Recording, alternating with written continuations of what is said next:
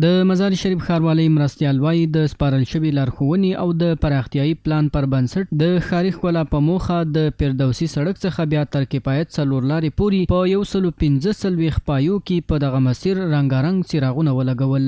145 پایه برقی تزئینی و برای روشن بودن شهر از چوک فردوسی شروع الى چوک کفایت یا به نام قرآن شریف کې از چوک اوج هستند.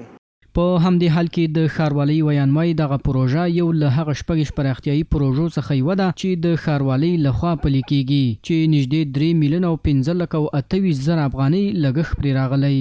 مزار ښاروالۍ چې کومې شپږ پروژې ویلې وې د هغې پروژو څخه یوه دغه پروژه ده او نورې پروژې انشاءالله مونږ تر کار لاندې نیولې دي انشاءالله په راتلونکي کال کې به هغه عملي شي.